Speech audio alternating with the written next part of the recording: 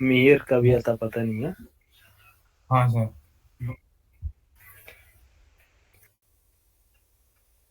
Front end development.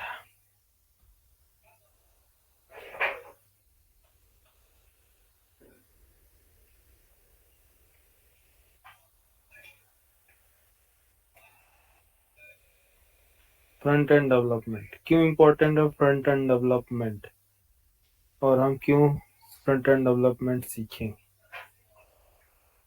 क्या होता है फ्रंट एंड डेवलपमेंट? देखो, फ्रंट एंड, कोई भी वेबसाइट, कोई भी बिजनेस जो है, कोई भी बिजनेस ऑनर या बिजनेस का एम्प्लॉय उस डायरेक्ट आपके सर्वर से कम्युनिकेट नहीं कर सकता।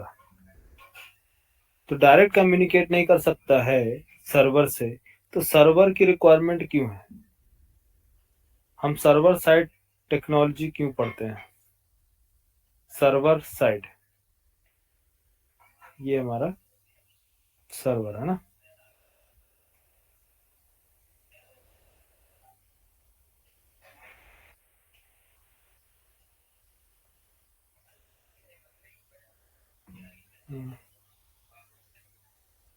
चलो मान लो ये सर्वर।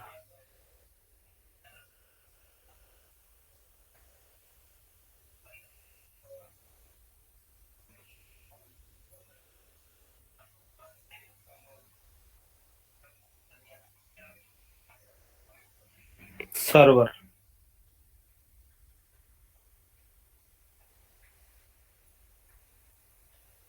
और ये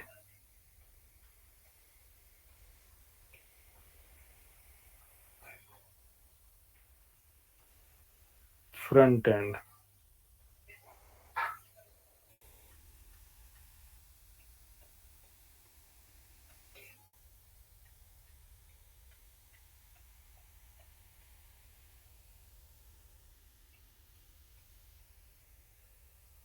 सर्वर और front end. Front end means जिधर क्लाइंट कम्युनिकेट करता है सर्वर से। क्लाइंट, इसको क्या बोलते हैं? Client and server. कोई भी वेबसाइट नाम बताओ जिसमें डायरेक्ट सर्वर हो, फ्रंट एंड ना हो। डायरेक्ट सर्वर हो, फ्रंट एंड ना हो। कोई भी ऐसी वेब एप्लीकेशन बोलो यार, किसी को आइडिया बिना फ्रंट एंड का? नहीं सर। ऐसा कोई एप्लीकेशन है जिसमें नहीं फ्रंट नहीं एंड सर। साइड ना हो?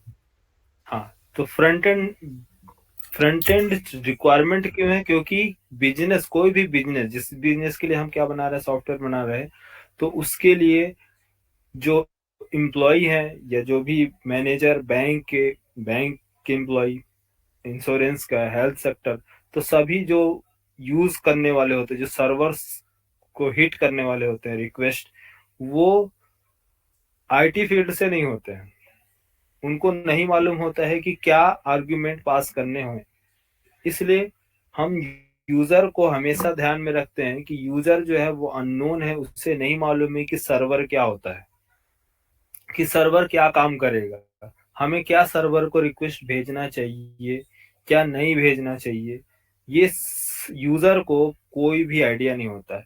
तो इस हम एक सॉफ्टवेयर डेवलपर इस चीज को ध्यान में रख के फ्रंट एंड डिजाइन करता है कि यूजर को जितना इजी हो सके, जितना ज्यादा से ज्यादा हम कस्टमाइज कर सकें, जितना ज्यादा इजी बना सके यूजर को सर्वर से इंटरेक्ट कराने के लिए, उतना वो क्या काम करता है, वो फ्रंट एंड डिजाइनिंग करता है। फ्रंट एंड डिजाइनिंग का काम क्या है? बिजनेस, जो बिजनेस हमारा, जैसे कि बैंकिंग सेक्टर है। अब बैंकिंग सेक्टर में हमने एक एक ऐसा पेज डिजाइन किया जिसमें उसकी क्या बोल सकते हैं, एक एक पेज पे हमने लिया आधार की एम्प्लॉयमेंट वेरिफिकेशन या कुछ भी, एजुकेशनल वेरिफिकेशन और एड्रेस वेरिफिकेशन। सेकेंड पेज पे मतलब एक एम्प्लॉय को वेरीफाई करने के लिए हमने 4 पेजेस सिलेक्ट किए। कितने सिलेक्ट किया? 4 पेज। फर्स्ट पेज हमने डिजाइन किया क्या काम करने के लिए? एम्प्लॉयमेंट वेरिफिकेशन, ठीक है। सेकंड, सेम एम्प्लॉय का एड्रेस वेरिफिकेशन के लिए कि आपको एड्रेस वेरिफिकेशन करना है तो इस पेज पे जाओ, ठीक है। थर्ड, आधार वेरिफिकेशन, नेशनलिटी वेरिफिकेशन। ये सारे जितने भी वेरिफिकेशन के लिए अलग अलग उसने बना के पेज रखा है। अब बताओ, एक एम्प्लॉय का वेरीफाई करने के लिए हमें एक इस पेज को क्या करना पड़ेंगे? वेरीफाई करना। फर्स्ट इस पेज को वेरीफाई करो, इसको भी वेरीफाई करो, इसको भी वेरीफाई करो, इसको वेरीफाई करो। अब बताओ, अगर यूजर जो इस एप्लीकेशन को यूज करने वाला है, कौन? जिसके लिए आपने बिजनेस एप्लीकेशन बनाया है, तो वो बताए फ्रस्ट्रेट हो जाएगा ना कि एक पेज ओपन किया, गया, सर्च किया, वेरीफाई किया, फिर उसके बाद सेकेंड पेज, फिर थर्ड पेज, फिर फोर्थ पेज। क्या ये डिजाइनिंग ये बेस्ट अप्रोच है कि एक एम्प्लॉय को वेरीफाई करने के लिए हमने इसके लिए 4 पेजेस बनाए हैं, या फिर वो अप्रोच बेस्ट है कि एक ही पेज में एक पेज हमने ऐसा डिजाइन किया, एक पेज हमने ऐसा डिजाइन किया, क्या नाम से, कि किधर है, किधर देता है, हाँ, इसमें कॉलम वाइज हमने सेट किया। कॉलम, फर्स्ट कॉलम क्या दिया कि अगर वो इम्प्लॉय एम्प्लॉयमेंट वेरिफिकेशन अगर डन होता है तो ओके, नेक्स्ट। फॉर्म सबमिशन एक ही पेज पे, दूसरा एम्प्लॉयमेंट वेरिफिकेशन, तीसरा आधार वेरिफिकेशन, चौथा अरे कहाँ चला गया,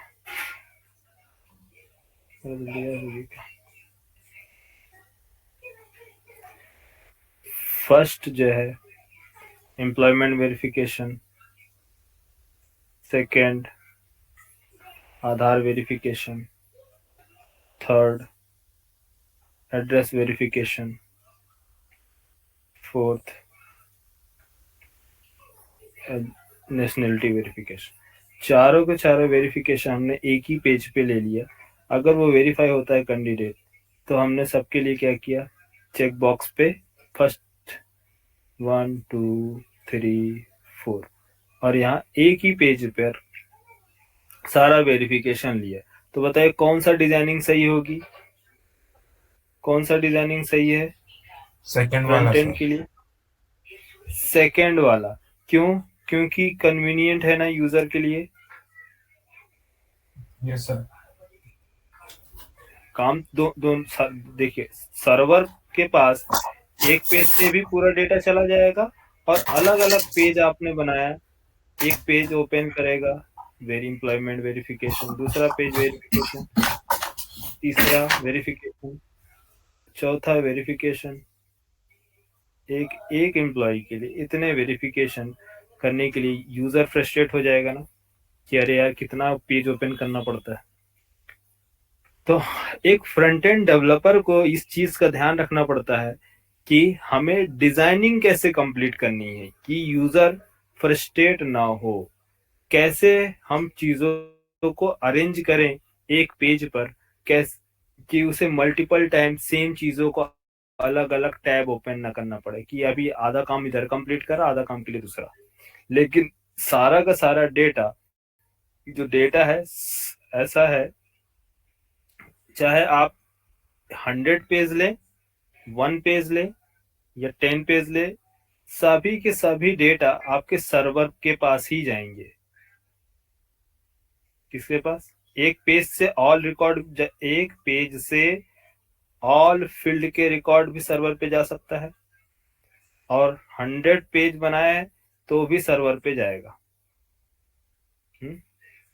तो हमें क्या ध्यान रखना है, सिंगल पेज एप्लीकेशन में ध्यान रखना है या मल्टीपल पेज एप्लीकेशन बनाना है।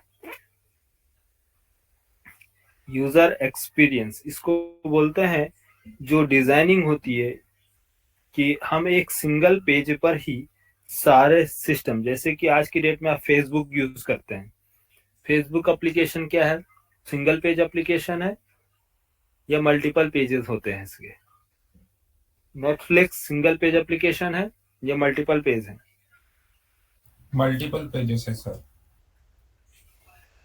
नहीं, एक सिंगल पेज ही है। Single pages sir. Single page means एक ही पेज पे क्लिक करते हैं, तो जैसे ही आप क्लिक करोगे तो वो फर्स्ट पेज जो होगा वो रिमूव किया जाएगा और उसी सेम जगह दूसरा पेज लाया जाएगा। आईआरसीटीसी आप यूज करते हैं, आईआरसीटीसी सिंगल पेज एप्लीकेशन है, मल्टीपल पेज है इसके पास। मल्टीपल पेज आई सर। आर मल्टीपल पेजेस है, ये है, काफी हैवी एप्लीकेशन है। आईआरसीटीसी अगर ओपन करेंगे तो यहाँ पर देखिए, यहाँ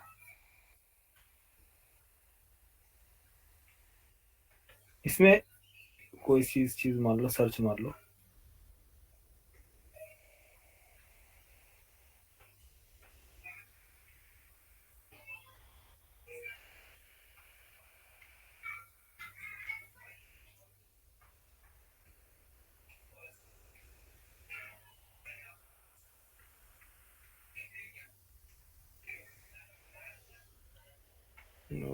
क्या है, कौन सा जगह आ गया।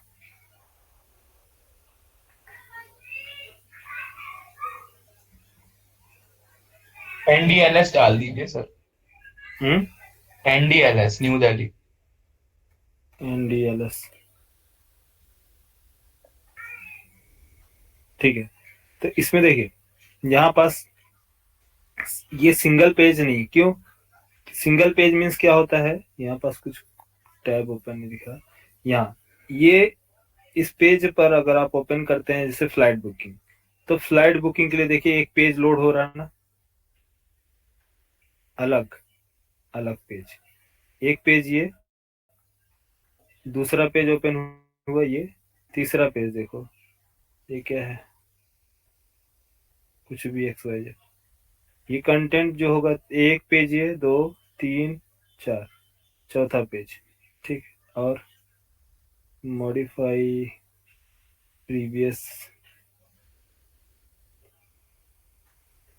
हाँ, होटल होटल होटल के लिए देखिए कितने पेज ओपन हो गया यार, 1 2 3 4, फ्लाइट के लिए अलग, होटल के लिए अलग, इसके लिए अलग। लेकिन फेसबुक पे कितना भी पेज ओपन करो, क्या दूसरा पेज ओपन करेगा वो फेसबुक।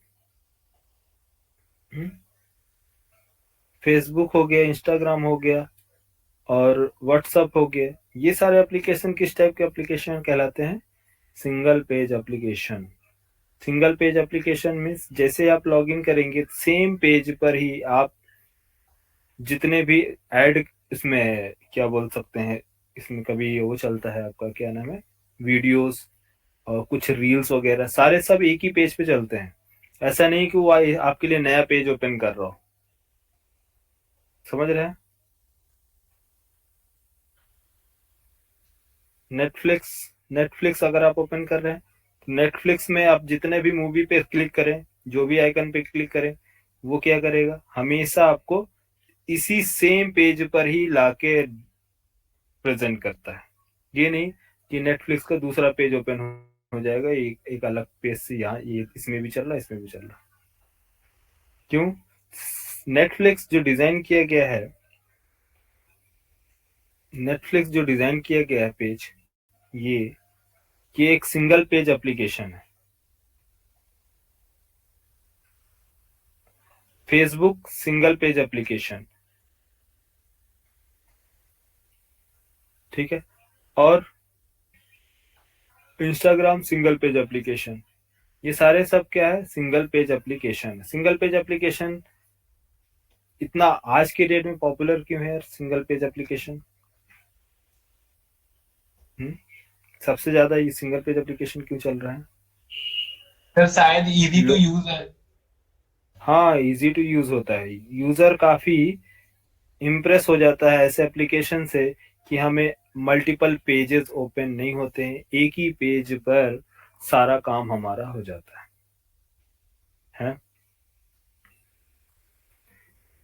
कोई भी इंस्टाग्राम चलाता है तो कितना हैप्पी रहता है, दिन भर वो स्क्रॉल करते रहता है, लेकिन वो ये सोचे कि हर एक न्यू रील पे अलग अलग पेज ओपन हो तो कितना फ्रस्ट्रेशन हो उसको कि अरे यार बार बार नया टैब ओपन हो जाता है। हाँ?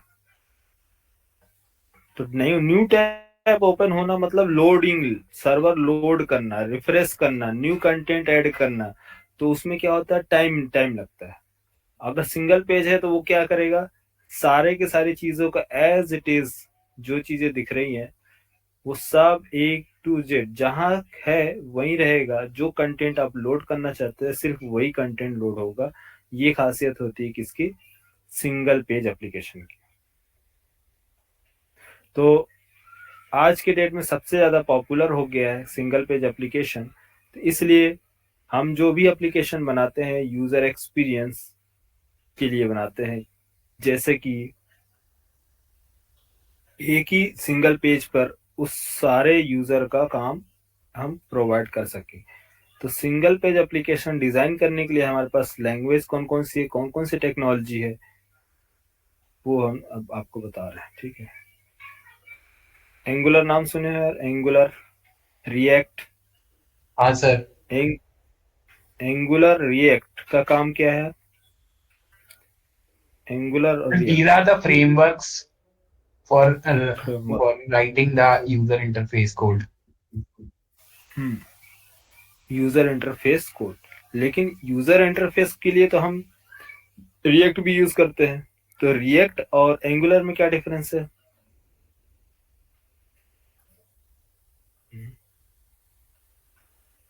रिएक्ट और एंगुलर में क्या डिफरेंस है? सर डिफरेंस तो नहीं पता। अच्छा, ठीक है। तो एंगुलर हम यूज करते हैं सिंगल पेज एप्लीकेशन डिजाइन करने के लिए। ठीक है, किसके लिए? Angular. Angular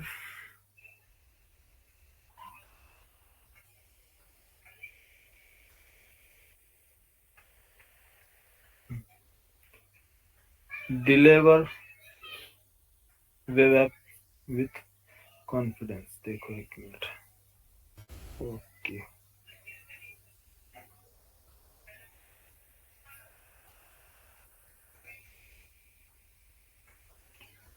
Angular lets you start a small support you as a team as a go.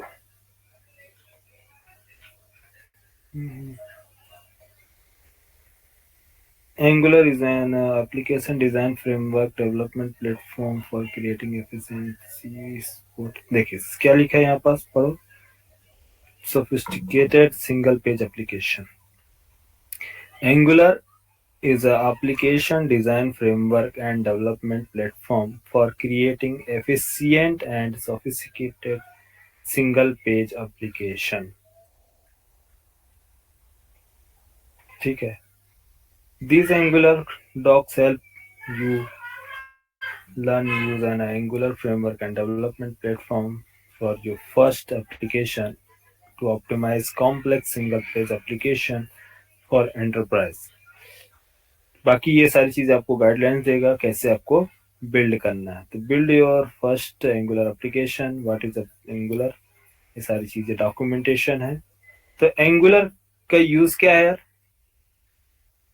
Mainly सबसे पहले इंट्रोडक्शन में फर्स्ट लाइन में ही आपको बता रहा है कि ये सिंगल पेज एप्लीकेशन डिजाइनिंग के लिए क्या एडवांटेज है यार सिंगल पेज एप्लीकेशन की, कि काफी लाइट वेट होता है, इजी इजी टू यूज होता है यूजर के लिए। तो जो भी गूगल के जितने भी एप्लीकेशन है इतने पॉपुलर क्यों होते हैं, क्या रीजन है यार गूगल के एप्लीकेशन पॉपुलर होने की? क्योंकि गूगल के सारे application angular width angular plus react पे बनाए जाते हैं। अब एंगुलर क्या, जो जब स्टार्टिंग डेज में जब एंगुलर के कोई एप्लीकेशन लॉन्च होते थे मार्केट में, तो उस टाइम पर मार्केट में एंगुलर पॉपुलर नहीं था, लेकिन गूगल के एप्लीकेशन इतने खूबसूरत दिखते थे कि लोग पूछते थे कि यार ये कैसे, मतलब इन्हों गूगल वालों ने कैसे डिजाइन किया है इस प्रोडक्ट को, कि इनके एप्लीकेशन काफी अट्रैक्टिव होते हैं और हमारे एप्लीकेशन, हमारे मतलब मार्केट की जो भी आईटी कंपनियां हैं वो काम करती है, उनके एप्लीकेशन में काफी मतलब खूबसूरती नहीं होती थी, इतनी डिजाइनिंग नहीं होती थी। फिर बाद में पता चला कि गूगल फ्रंट एंड डिजाइनिंग के लिए एंगुलर जैसा एक कोई सॉफ्टवेयर यूज करता है। उसके जो डेवलपर होते हैं, गूगल के डेवलपर, वो एंगुलर यूज करते हैं। तो एंगुलर किसका था? गूगल का था। गूगल खुद अपने लिए ही ये लैंग्वेज बनाई थी यूज करने के लिए, लेकिन मार्केट में धीरे धीरे क्या हुआ, उसके एप्लीकेशन इतने ज्यादा पॉपुलर हो गए, इतने अच्छे, लाइट वेट, काफी अट्रैक्टिव, देखने में भी खूबसूरत, कम टाइम लोड एप्लीकेशन लोड लेने में कम टाइम। ठीक है। तो गूगल के डेवलपर मतलब अपना एक्सपीरियंस शेयर करने लगे कि हम एंगुलर पे सारे प्रोडक्ट बनाते हैं। तो धीरे धीरे सारी कंपनियों के डेवलपर भी एंगुलर यूज करने लगे। फिर बाद में इसको क्या किया गया, ओपन सोर्स कर दिया गया कि ताकि सभी लोग यूज करें। तो सभी के लिए फ्रीली डॉक्यूमेंट आपको प्रोवाइड कर दिया गया। कहाँ? इंटरनेट पे। आप अपने जो भी एप्लीकेशन डिजाइन करना, आप एंगुलर की हेल्प से यूज कर सकते हैं। फिर एंगुलर ठीक है डिजाइनिंग के लिए, लेकिन क्या अगर हम एंगुलर यूज नहीं करेंगे तो हमारा एप्लीकेशन खूबसूरत नहीं दिखेगा? बिल्कुल दिखेगा, लेकिन आपको काफी लेंदी कोड लिखने पड़ेंगे, जैसे कि जावा स्क्रिप्ट, HTML, CSS। ये एक बेस होता है, ठीक है, किसका? फ्रंट एंड का बेस लैंग्वेज। अब फ्रंट एंड मीन्स जो हम यूजर यूजर को प्रोवाइड कर रहे हैं इंटरेक्ट करने के लिए सर्वर से। यूजर सर्वर से कैसे इंटरेक्ट करे, उसके लिए हम डिजाइनिंग बनाते हैं। ठीक है, कौन सा क्या डिजाइन करते हैं, यहाँ पर देखो, यहाँ। ठीक है, तो एक पेज डिजाइन करते हैं कि हे यूजर, आप कोई भी डेटा, कोई भी बिजनेस लॉजिक, कुछ भी कैलकुलेट करना है, कुछ भी आपको एग्जीक्यूट कराना है, तो आप क्लाइंट को क्लाइंट को क्या क्लाइंट को बोलो कि सेंड कर दे रिक्वेस्ट, किसको? सर्वर को। तो जो क्लाइंट होती है उसको बोलते हैं ब्राउजर। ब्राउजर हमारी क्या होती है? क्लाइंट। सर्वर हमारा क्या होगा? आपका जावा हो गया। देखो, हो गया सर्वर। सर्वर क्या होगी? Backend part. Java. Java, Spring Spring Boot, Node JS, PHP, ठीक है, .NET, पाइथन, ये सर्वर हमारे, ये जो लैंग्वेज है इसको क्या कहलाते हैं? Server side language.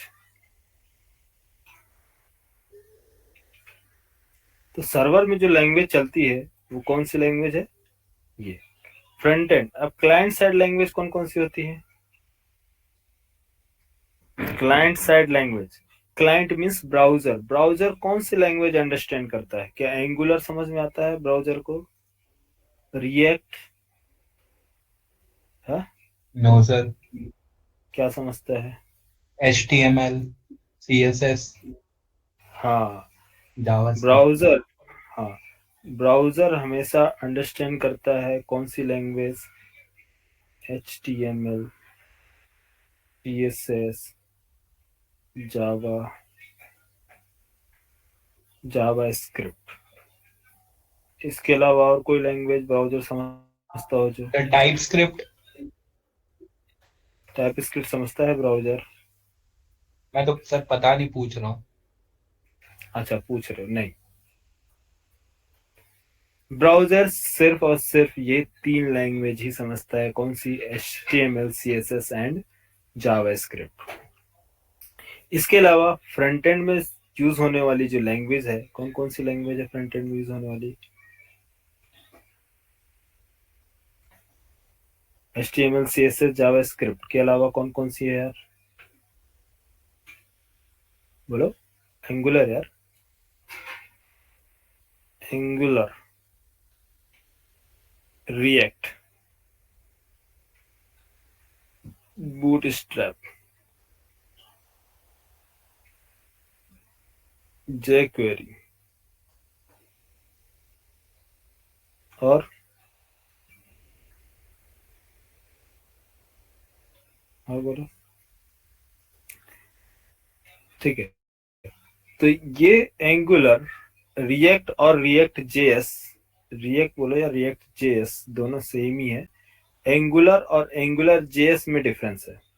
Angular and angular JS, angular JS. तो एंगुलर जेएस जो है, एंगुलर जेएस, ये स्टार्टिंग में आया था 1.1.0 version and 2.0 version, 2.x and 1.x। तो 2.x तक एंगुलर जेएस था। उस टाइम पे जावा स्क्रिप्ट हम यूज करते थे एंगुलर के लिए। लेकिन बाद में कोड, जावा स्क्रिप्ट में कोड काफी कॉम्प्लेक्स होने की वजह से डेवलपर फ्रस्ट्रेट हो जाते थे एंगुलर लिखने में, एंगुलर के कोड।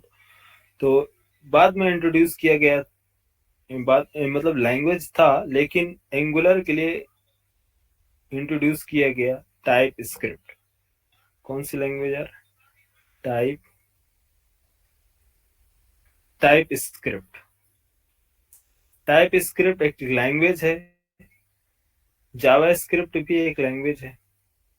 तो जावा स्क्रिप्ट ब्राउजर अंडरस्टैंड करता है, इसलिए किसी भी लैंग्वेज में अगर हम कोई भी फ्रेमवर्क यूज कर रहे हैं या कोई भी लाइब्रेरी यूज कर रहे हैं तो जावा स्क्रिप्ट जरूरी है। रीजन जावा स्क्रिप्ट क्यों? क्योंकि जावा स्क्रिप्ट जो लैंग्वेज है वो कौन अंडरस्टैंड करता है? Browser. HTML, CSS browser, type script browser नहीं समझता। तो जब टाइप स्क्रिप्ट ब्राउजर नहीं समझता था, हमें टाइप स्क्रिप्ट की रिक्वायरमेंट क्यों है? क्यों गूगल वालों ने टाइप स्क्रिप्ट इंट्रोड्यूस किया एंगुलर के लिए? क्यों? रीजन ये है कि टाइप स्क्रिप्ट बनाया गया था developer friendly. Developer friendly means कि डेवलपर को जावा स्क्रिप्ट का कोड लिखने में काफी प्रॉब्लम फेस करनी पड़ती थी, क्योंकि जावा स्क्रिप्ट के जो कोड होते हैं टोटल फंक्शन बेस्ड होते हैं, फंक्शनल प्रोग्रामिंग होती है। उसमें डीबग करना, मेंटेनेंस करना, मेंटेन करना एप्लीकेशन को काफी कॉम्प्लिकेटेड हो, इसमें जावा स्क्रिप्ट में होता है। अभी कौन आ रहा है? अच्छा, तो जावा स्क्रिप्ट में क्या होता है, काफी डेवलपर को केयर करने पड़ते हैं चीजों को, और काफी कंफ्यूजन होता है इसमें फाइंड करना। इसलिए इसलिए इंट्रोड्यूस किया गया टाइप स्क्रिप्ट एक लैंग्वेज। टाइप स्क्रिप्ट एक डेवलपर फ्रेंडली लैंग्वेज होती है जिसमें फुल सिक्योरिटी का ध्यान रखा जाता है, टाइप सेफ्टी का ध्यान रखा जाता है। लेकिन जावा स्क्रिप्ट में लेस सिक्योरिटी है, नो टाइप सेफ्टी कि कौन सा डेटा टाइप है। जैसे कि आपका डेटा टाइप आप यूज कर रहे हैं, आप सभी जावा वाले हैं, तो जैसे कि डेटा टाइप आपको कौन सा यूज करते हैं? Primitive data type, int, short, byte, boolean, float, double, char. क्यों यूज कर रहे हैं? ताकि हम जो इस टाइप का डेटा टाइप है उसकी टाइप की सेफ्टी रख सके, है ना, डेटा मिसमैच ना हो। अगर हमें यूजर से डेटा इंट टाइप में डेटा चाहिए तो वो इंट टाइप में ही हम डेटाबेस में स्टोर करा सके, इस चीज का हम जावा जावा वाले ने ध्यान रखा है, लेकिन जावा स्क्रिप्ट टाइप सेफ्टी का कोई ध्यान नहीं रखता। इसके पास कोई भी टाइप सेफ रखने के लिए कोई भी इसके पास मेथड नहीं है। इसमें आप नंबर देंगे तो भी स्टोर कर लेगा वेरिएबल में, स्ट्रिंग देंगे तो भी स्टोर कर लेगा, डबल देंगे तो भी फ्लोट रखेगा। तो इसको नहीं समझ में आता कि कौन सा लैंग्वेज कौन सा दे रहे हैं, कौन किस टाइप का। इसलिए डेवलपर को काफी प्रॉब्लम फेस करनी पड़ती थी टाइप सेफ्टी से रिलेटेड।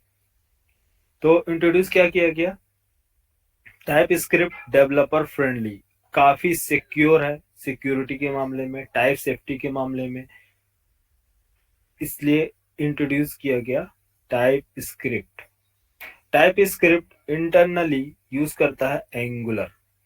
एंगुलर कन्वर्ट करता है किसमें, एंगुलर, एक मिनट ना,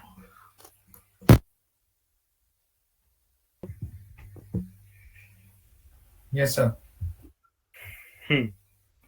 तो टाइप स्क्रिप्ट क्या है, टाइप स्क्रिप्ट एक जावा की तरह लैंग्वेज है। जिस तरह से जावा पढ़ते हैं उसमें क्या होता है, उसमें data types, variables, oops concept, exception handling, multi threading और एक्सेप्शन से रिलेटेड चीजें, सारी चीजें। जिस तरह से जावा एक लैंग्वेज है उसी तरह से टाइप स्क्रिप्ट भी एक क्या है, लैंग्वेज है। तो टाइप स्क्रिप्ट लैंग्वेज से क्या होगा कि डेवलपर को कोड लिखना काफी इजी हो जाता है, सेपरेट कर सकते हैं कोड, प्रॉब्लम फाइंड कर सकते हैं इसमें। तो इसलिए एंगुलर फ्रंट एंड डिजाइनिंग के लिए टाइप स्क्रिप्ट को चूज किया है, ठीक है। लेकिन टाइप स्क्रिप्ट कोड आपने लिख दिया एंगुलर में, टाइप स्क्रिप्ट में, तो क्या ये टाइप स्क्रिप्ट का कोड ब्राउजर पे चलेगा, नहीं, बिल्कुल भी नहीं। तो ये क्या काम करता है, टाइप स्क्रिप्ट का कोड कन्वर्ट किया जाता है किसमें, जावा स्क्रिप्ट में। किसमें कन्वर्ट किया जाएगा, जावा स्क्रिप्ट में इंटरनली। तो कम कुछ कंपाइलर होते हैं, एओटी कंपाइलर है, कंपाइलर के बारे में क्या है आगे बताएंगे, अभी फर्स्ट डे है तो इसलिए ज्यादा डेप्थ में नहीं जाएंगे। तो टाइप स्क्रिप्ट कन्वर्ट करता है जेएस फाइल में, जेएस मीन्स जावास्क्रिप्ट फाइल। तो जावास्क्रिप्ट फाइल, एचटीएमएल फाइल और सीएसएस फाइल, ये तीनों का काम क्या है, ब्राउजर इन्हीं को क्यों फॉलो करता है।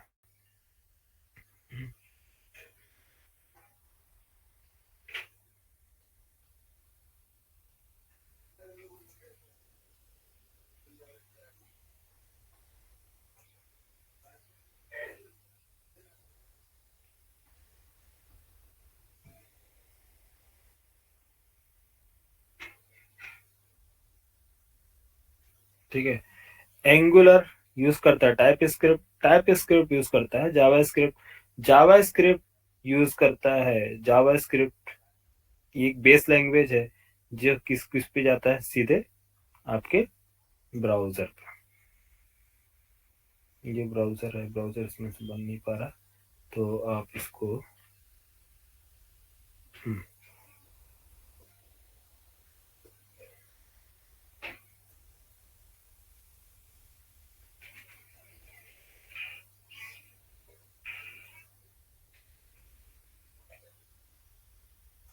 ठीक है। ब्राउजर ब्राउजर क्या काम करता है, देखो, ब्राउजर अंडरस्टैंड करता है HTML, CSS and JavaScript. HTML का यूज क्या है,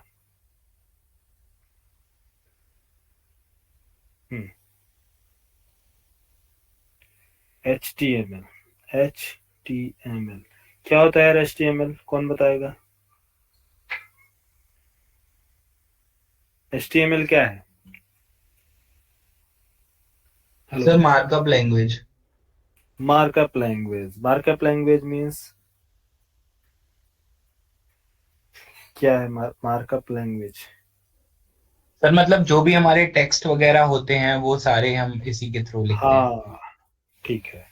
तो क्या होते हैं, टेक्स्ट फॉर्म में जो कोड लिखे जाते हैं, टेक्स्ट फॉर्म जो प्री डिफाइंड होते हैं, जो प्री डिफाइंड होते हैं। टेक्स्ट, टेक्स्ट क्या होता है यार? ABCD, ये क्या है? टेक्स्ट है ना। क्या इसको चेंज कर सकते हो? मैं लिखता हूँ ABCD, आप इसको चेंज करके ए को एक्स पढ़ सकते हैं। ए को हमेशा ए ही पढ़ा जाएगा, एक्स को एक्स, टी को टी। कैप टी और इस टी और टी में, दोनों में क्या अंतर है? स्मॉल और कैपिटल। दोनों कैपिटल।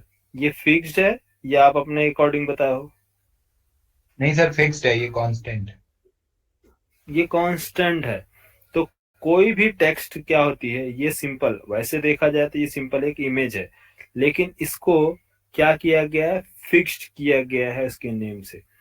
तो इसी तरह से HTML एक मार्कअप लैंग्वेज है, इसके जो टेक्स्ट हैं वो क्या है? फिक्स्ड है, जिसको बोलते हैं प्री डिफाइंड टैग। तो HTML जो भी टैग यूज करता है, क्या होते हैं टैग्स, बताते हैं क्या टैग, क्या एट्रीब्यूट। तो आप HTML यू देखिए, तो HTML जो है इसके, ये होता है फिक्स्ड होता है, इसलिए ब्राउजर इसको इजीली अंडरस्टैंड करता है। ब्राउजर को टाइम नहीं लगता है क्या करने के लिए, इसको फाइंड करने के लिए। कैसे ब्राउजर कैसे HTML को समझता है? देखो, HTML एक क्या है? सिंपल एक मार्कअप लैंग्वेज है। Markup language means text form में एक लैंग्वेज बना है, जिसका हम यूज करते हैं डिजाइनिंग के लिए। किसके लिए? डिजाइन करने के लिए। क्या? वेब, वेब डिजाइनिंग या कुछ भी बोल सकते हैं। Web, web design, web page design, ठीक है। वेब पेज डिजाइन करने के लिए हम क्या यूज करते हैं? HTML। ओके। जब डिजाइनिंग होगी, डिजाइनिंग के बाद हम यूज करते हैं उस उसको स्टाइल प्रोवाइड कराना। Style means colour, effect, width, height, body, इसकी क्या होगी? तो उसके लिए हम यूज करते हैं CSS। CSS क्या होती है? CSS कोई बताएगा CSS क्या होता है? Cascading styling sheet. Cascade styling sheet है ना, स्टाइलिंग के लिए। जैसे मान लो, देखो मैं राइट क्लिक करता हूँ,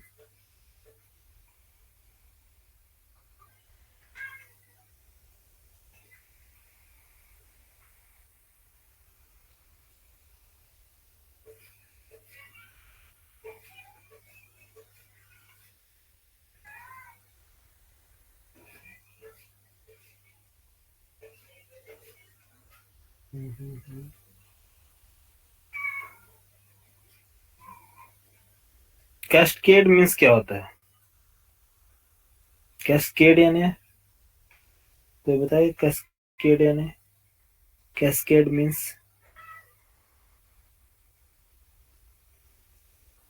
हाँ, हेलो, कैस्केड मीन्स यार। नहीं पता है सर मुझे तो।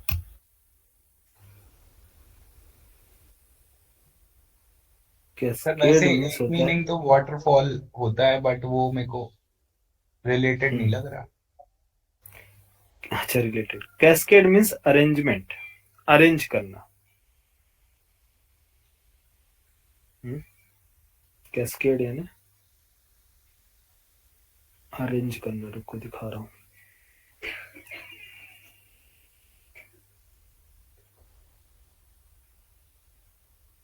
Custom scaling.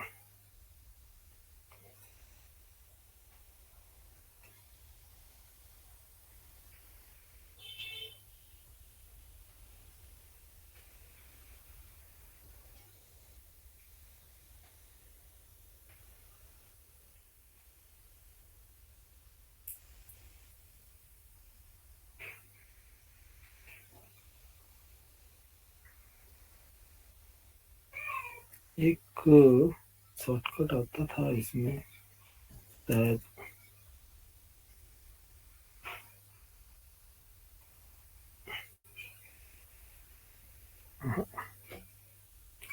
विंडो 10 वाले में था ऑप्शन, शायद 11 में है नहीं क्या?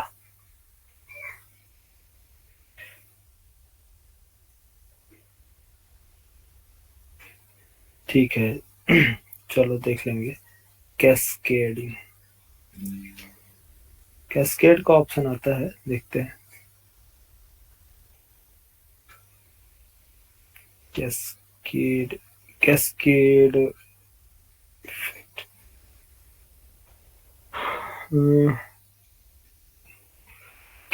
a step, usually small fall of water, especially one of these क्या लिखा है, something arranged or occurring in series। ठीक है, वही अरेंजमेंट है ये। ठीक है, जैसे कि कोई चीजें जो है डिस मैनर में रखी हुई है, कोई चीजें सेट नहीं है। ठीक है, इसको हमें क्या करना है, जैसे ये 1 2,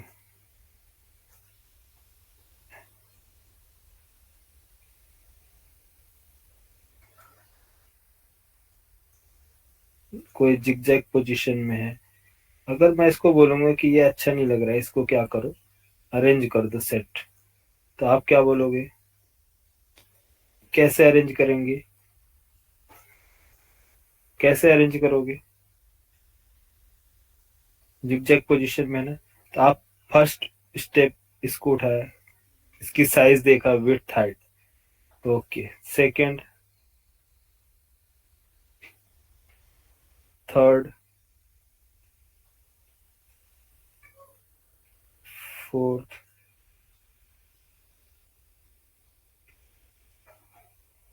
फिफ्थ, और ये हो गया सिक्स। तो पहले से बेटर है ना, सारे के सारे पिक्सल्स करेक्ट दिख रहे हैं। आपने क्या किया, इसको अरेंज कर दिया, या फिर आपने इसको इस पोजीशन में रख दिया, तो इनका क्या है, कुछ मीनिंग आपको दिख रहा है। इसको क्या बोलते हैं, कैस्केड। Cascade means arrangement. तो किसी भी चीज को प्रॉपर अलाइनमेंट, उसकी विड्थ, उसकी हाइट, उसकी कलर, उसको सेट करना कैस्केडिंग कहलाती है। ठीक है, हेलो।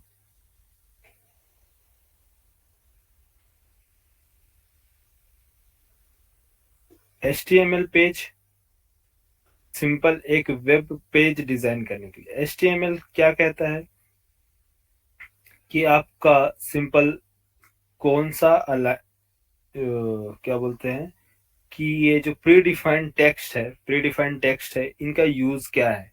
अगर वो आप यूज करते हैं तो वो आपको एक इफेक्ट देगा। लेकिन जो CSS है, ये उस इफेक्ट पे, मतलब उस टैग पे वो स्टाइलिंग प्रोवाइड करने के लिए CSS यूज करते हैं। थर्ड जो है वो है क्या, JS फाइल। थर्ड क्या है, जावास्क्रिप्ट।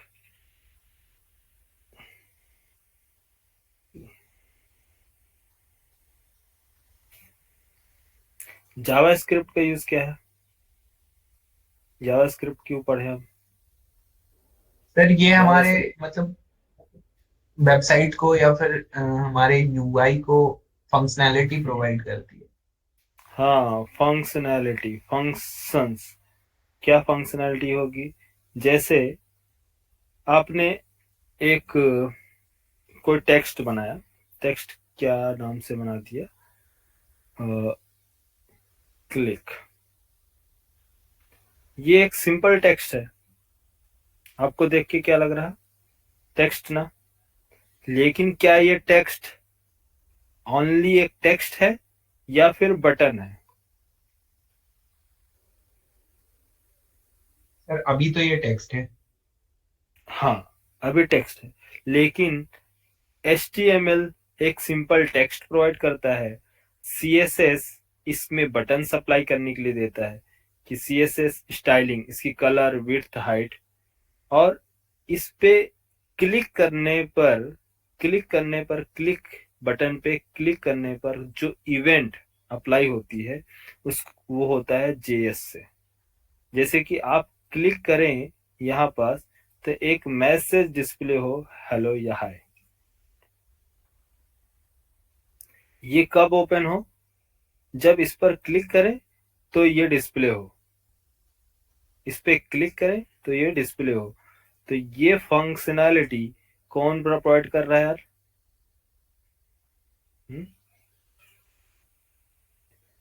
जावास्क्रिप्ट। जावास्क्रिप्ट कहता है कि अगर आपको कोई भी इवेंट, कुछ भी एक्टिविटी ब्राउजर पे चाहिए, कुछ ड्रैग करना है कि यहाँ से ड्रैग किया, यहाँ पास लाके छोड़ दिया, तो ये क्या कहलाता है? एक जगह से दूसरे जगह लेके आना। इस पे अगर आपने देखिए कलर है ना, कलर अप्लाई किया आपने, कलर कलर इफेक्ट अप्लाई होना, तो ये सीएसएस स्टाइल है, लेकिन इसी डिव एरिया में, इसी पर्टिकुलर, इसी जैसे कि इस बटन पे मैंने क्लिक किया, क्या इस बटन पे क्लिक किया, अप्लाई कहाँ हो रहा? जो हमने सिलेक्ट किया था, तो ये इवेंट कहलाता है। बटन क्या है? रेड। देखिए रेड बटन पे मैंने क्लिक किया, तो ये रेड क्यों नहीं हुआ? ये क्यों नहीं हुआ? हाँ, ये स्टेप पे कलर होना चाहिए ना, इस पे क्यों नहीं हुआ? क्योंकि क्योंकि सर जो वो सिलेक्टेड नहीं है। सिलेक्टेड नहीं है, तो ये जो सिलेक्ट किया गया ये आइटम, ये जावा स्क्रिप्ट बोलता है कि आपको क्या काम करना है, आप मुझे इवेंट दे। आपने बोला कि इसका कलर ब्लू कर दो, लो ब्लू किया, ये किसकी हेल्प से हुआ? जावा स्क्रिप्ट की हेल्प से। तो जावा स्क्रिप्ट फंक्शनैलिटी देता है कि आपको क्या काम करना है। कलर, इफ कलर चेंज कर लो, कब? बटन क्लिक करने पर। तो जावा स्क्रिप्ट में अगर आप उसको इवेंट हैंडल करने के लिए बोलते हैं कि मैं जब बटन पे क्लिक करूं तो ये कलर अप्लाई करो, तो वो फंक्शनैलिटी कौन प्रोवाइड कर रहा है? कौन प्रोवाइड कर रहा है? जेएस। तो कोई सी भी एप्लीकेशन में, तीन वेब एप्लीकेशन में तीन पार्ट होते हैं, कौन कौन से? HTML, CSS and JavaScript. JavaScript mainly हम यूज करते हैं किसके लिए? फंक्शनैलिटी के लिए। तीन चीजें से मिलकर बनाया जाता है। एक web application, web page design करने के लिए HTML, उस वेब पेज में कोई colour, effect, body, width, height, background, animation, effect अगर अप्लाई करना है तो उसके लिए हम अप्लाई यूज करते हैं CSS, स्टाइलिंग सीट है। और कोई इवेंट चलाना है, इवेंट मीन्स कोई फंक्शनैलिटी देना है, जैसे कि अभी मैंने एग्जांपल दिया, उसके लिए हम यूज करते हैं जावास्क्रिप्ट। तो ये तीनों को मिला के हम क्या यूज, ये तीनों जो लैंग्वेज है, कौन समझता है? कौन समझता है यार? ब्राउजर। इन्हीं के बेस पे, जावास्क्रिप्ट के बेस पे लाइब्रेरीज बनाई जाती हैं, प्री डिफाइंड फंक्शंस बनाए जाते हैं। वो प्री डिफाइंड फंक्शंस क्या कहलाते हैं? आपके लाइब्रेरी बना के स्टोर की गई है। जैसे कि जे क्वेरी एक लाइब्रेरी है, तो जे क्वेरी के पास प्री डिफाइंड फंक्शंस है जो बने हुए हैं किसमें? जावा स्क्रिप्ट में। तो हम जावा जे क्वेरी का यूज करते हैं फास्ट डेवलप करने के लिए एप्लीकेशन। एंगुलर, एंगुलर यूज करता है type script, type script internally use करता है जावा स्क्रिप्ट को, जिससे क्या कर सके हम? फंक्शनैलिटी बना सके। तो फंक्शनैलिटी के लिए हम क्या यूज करेंगे? जावा स्क्रिप्ट। लेकिन एंगुलर डेवलपर फ्रेंडली है, इसलिए टाइप स्क्रिप्ट यूज करता है फास्ट डेवलपमेंट के लिए। इसी तरह से बूटस्ट्रैप, बूटस्ट्रैप क्या होती है? लाइब्रेरी है बूटस्ट्रैप, प्री डिफाइंड CSS की लाइब्रेरी है। फास्ट CSS आप लिखेंगे तो टाइम लगेगा चीजों को लिखने में, तो प्री डिफाइंड लाइब्रेरी आपको बना के दी गई है, जिसको हम बोलते हैं बूटस्ट्रैप। बूटस्ट्रैप है तो वो यूज करते हैं आपका स्टाइलिंग के लिए। तो बूटस्ट्रैप क्या होता है, जे क्वेरी क्या होती है, और एंगुलर क्या है, रिएक्ट क्या है, सब चीजों को आपको अभी आगे चल के बताएंगे।